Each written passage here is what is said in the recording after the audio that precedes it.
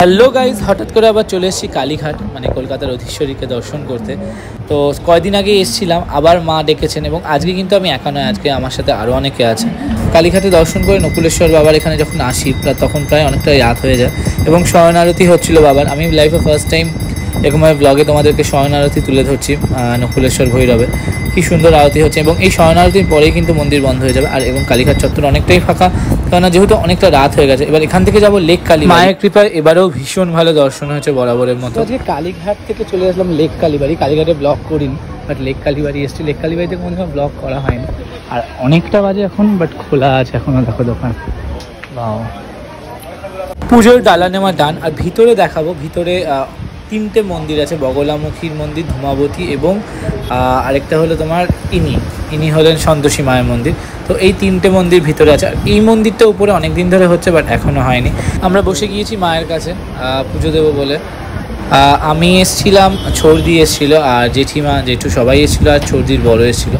খুব সুন্দর ঠাকুরমশাই পুজো করিয়ে দিলেন এবং অনেকটা টাইম নিয়ে পুজো করিয়ে দিলেন।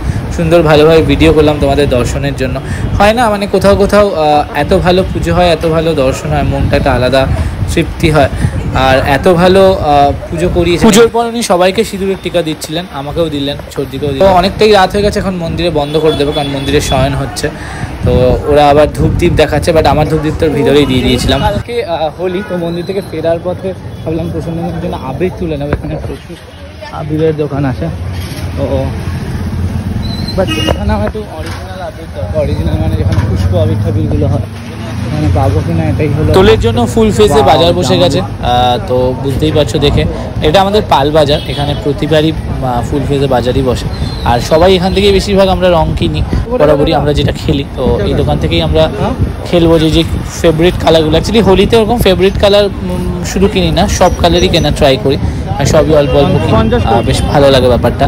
আর তোমরাও কে কে আবির খেলতে ভালোবাসো অবশ্যই কেমন করে জানি। আমি তো ছোটোবেলা থেকে ভীষণ ভালোবাসি। আমি কিন্তু রঙে কোনোদিনই ভয় পেতাম না, অনেক সময় বাচ্চারা ভয় পায়, বাট আমি বরাবরই রং খেলতে, আবির খেলতে ভীষণ ভালোবাসি এবং রং খেলতেও খুব ভালোবাসি। এই প্রসাদী মালাটা মন্দির থেকে দিয়েছে, কালীঘাটের মন্দির থেকে।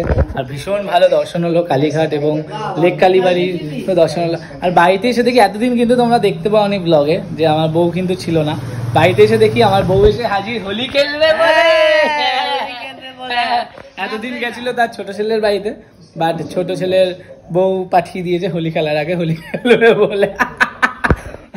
তো যাই হোক, কালকে আমরা হোলি খেলবো। হ্যাঁ, পুরো রং রুং মেখে, ঠিক আছে? দরকার নাই, খেলে ফটো দেবো, বাইরে গিয়ে হোলিটা খেলবো, ঠিক আছে? দরকার নাই। হ্যাঁ, এনাও এটা তোমার ঠাকুরের মালা দিয়েছে। তো যাই হোক, তোমার কালীঘাটে ব্লগ করিনি, কারণ আগে কদিন আছে কালীঘাট যাচ্ছি, ওই জন্য ব্লগ করিনি। বাট লেক কালীবাড়ির দেখালাম, ব্লগ করলাম। আর ফার্স্ট টাইম বোধহয় আমি লেক কালীবাড়ির ব্লগ করলাম না।